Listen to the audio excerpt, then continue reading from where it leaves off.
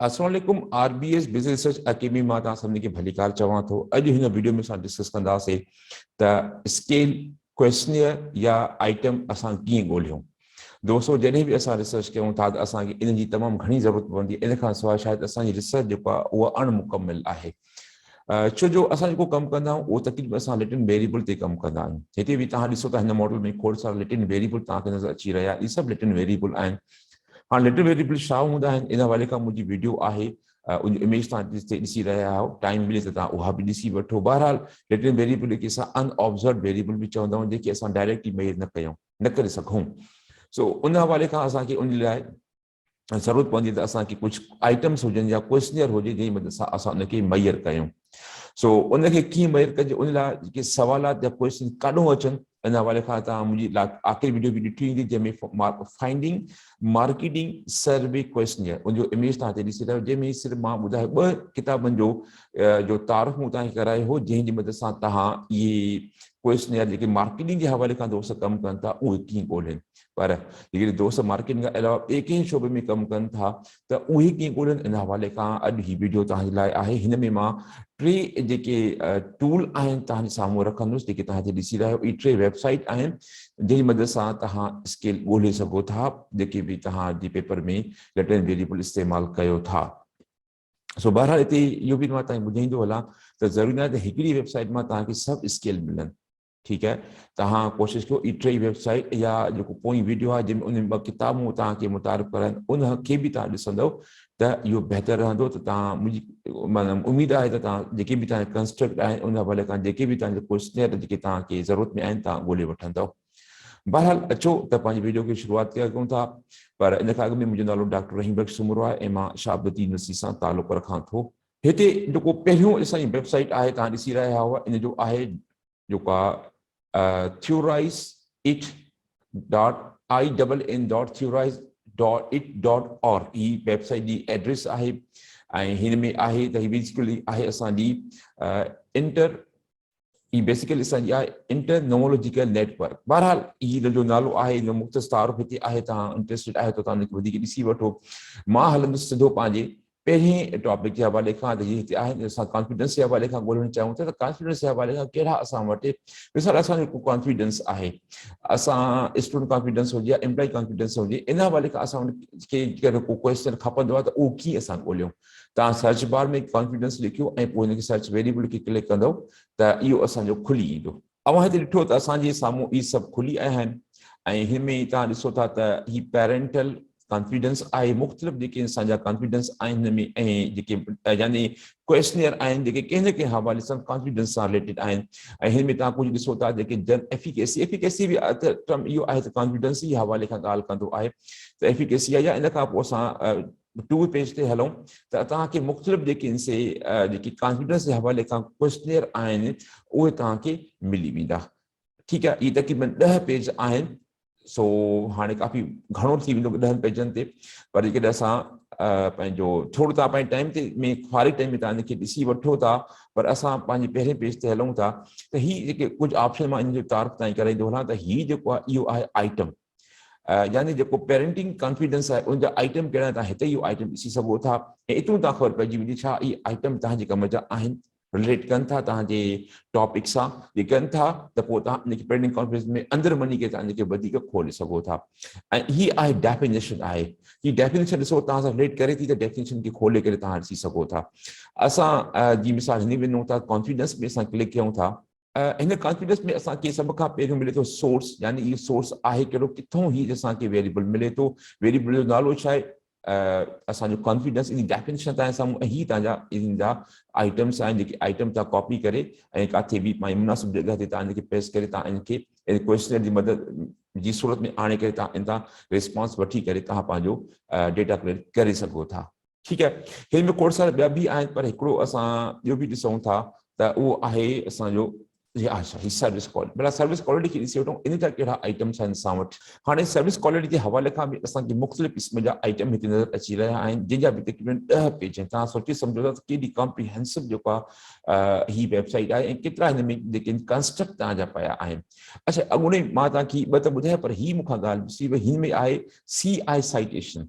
त ॿुधाईंदो त कहिड़ो साइटेशन कहिड़ो आहे, ठीकु आहे। सो हाणे असांखे हिकिड़ी खे हिन में खोले ॾिसूं, असां मिसाल इन खे था खोलियूं सर्विस क्वालिटी जा, ॾिसो त इन जा कहिड़ा आइटम्स आहिनि हिन में। ऐं खोले वरितोसीं, असांजे साम्हूं वेरिएबल जी डिटेल अची वई, इन जो सोर्स आहे, ही सोर्स आहे, ही उनजो वेरिएबल आहे, हिन जी डेफिनेशन आहे perceive service quality of an e government website, यानी ई गवर्नमेंट वेबसाइट कहिड़ी बि असां इस्तेमाल उनजी जेका सर्विस क्वालिटी खे कीअं मेजर कजे उनजे लाइ ही असां वटि आइटम्स आहिनि, ठीकु आहे। जेका ठीकु आहे, हाणे सर्विस क्वालिटी जा मुख़्तलिफ़ डायमेंशन्स आहिनि, मुंहिंजी जेके सर्विस क्वालिटी जा डायमेंशन जेके असां कंहिं बि सर्विस ऑर्गेनाइजेशन जी जेका क्वालिटी खे मेजर करे सघूं था। मिसाल को स्कूल आहे, का यूनिवर्सिटी आहे, को रेस्टोरेंट आहे, या को बैंक आहे, पर ही जेको आहे हिन मां तव्हांखे ख़बर पंहिंजी डेफिनेशन मां त ही कहिड़ी शइ ते लागू थी सघे थो, ठीकु आहे। ऐं ही उनजो साइटेशन आहे। ऐं असां छा कंदासीं, हिनखे वधीक त पोइ असां हिनखे कॉपी करे असां कंहिं गूगल में या गूगल स्कॉलर में तव्हां विझी करे तव्हां ओपन करे सघो था। बहरहाल मां तव्हांजी सहूलियत अॻिले ॾींहुं मां ओपन करे छॾियो आहे, अचो त मां तव्हांखे ॾेखारियां उहो। तव्हां ॾिसो था त उहो साॻियो जेको असां कॉपी कयोसीं साइटेशन, उहो साॻियो साइटेशन हिते अची वियो। ऐं हिन पेपर जो नालो आहे trust in electronic government success in empirical study. So हिन में असांजा ही उनजा ऑथर्स आहिनि, ही हिनजी साइटेशन आहे। ऐं ठीकु आहे, हिकु डिटेल आहे। असां हिन में अचूं त असांखे आइटम कहिड़ा आहिनि, हिन में किथे था मिलनि आइटम, ठीकु आहे। ही उनजो असांजो मॉडल आहे। ऐं उन खां पोइ हिते तव्हां अची ॾिसंदव त हिते हिन जा आइटम्स आहिनि। ही असांजा उनजा हर हिकु जा आइटम आहिनि जेके हिन में इस्तेमालु थी विया आहिनि, आइटम ऐं उनजो सोर्स। ही पूरो हाणे ही आइटम जेके आहिनि तव्हां कॉपी करे तव्हां इनखे इस्तेमालु करे सघो था। इहा हिकिड़ी जेको आहे न, फ़ाइदो आहे हिन वेबसाइट जो, ठीकु आहे दोस्तो। हाणे हिन में तव्हां मुख़्तलिफ़ जेके तव्हांजा वेरिएबल आहिनि तव्हां उहो सिधी करे तव्हां पंहिंजो रिक्वायर्ड कंस्ट्रक्ट ॻोल्हे सघो था। छो जो टाइम जी कमी जे करे मां सभिनी शइ खे नथो करे सघां।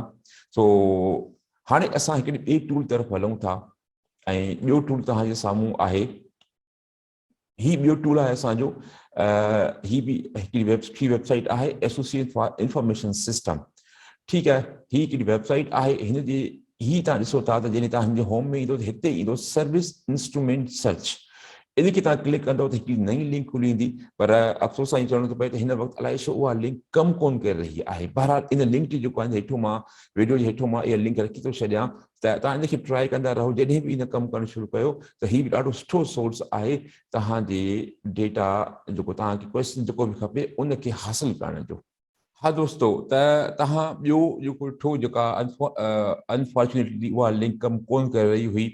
बहरहाल हिकिड़ो टियों टूल बि मां तव्हांखे ॿुधाईंदो हलां, जंहिंसां बि तव्हां मदद सां पंहिंजो इंस्ट्रूमेंट ॻोल्हे सघो था। इहो ॾाढो ज़बरदस्त टूल आहे।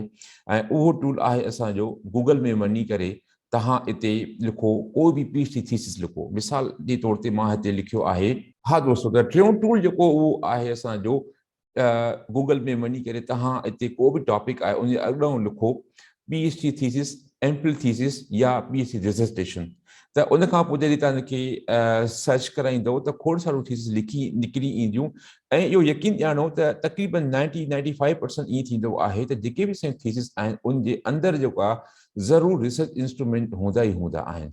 सो ॾाढो ईज़ी थी वेंदो तव्हांजे लाइ इहे शयूं ॻोल्हण जे लाइ। मिसाल मां हिन में हिकिड़ो जेका टेस्ट पर्पज़ लाइ लिखियो आहे PhD thesis on entrepreneurial motivation. So इन वारे खां खोड़ सारियूं थीसिस तव्हां निकिरी आहिनि।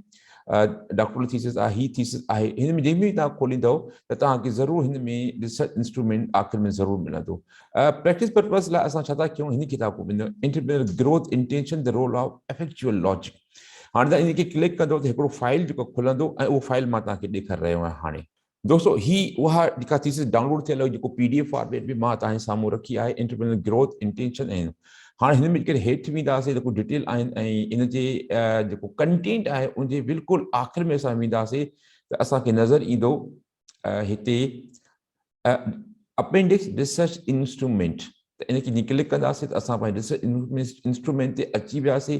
हिते ही थोरी डिटेल आहे जेके जेके रिस्पोंडेंट खे ॾिराए त हू ॿुधाए थो त पंहिंजे तार त मां केरु आहियां, मुंहिंजो कमु कहिड़ो आहे, ठीकु आहे। ही उनजा कुझु डिटेल आहिनि। अच्छा, हाणे असां ईंदासीं त ही असांजा डेमोग्राफिक इंफॉर्मेशन आहिनि उन क्वेश्चनर जा।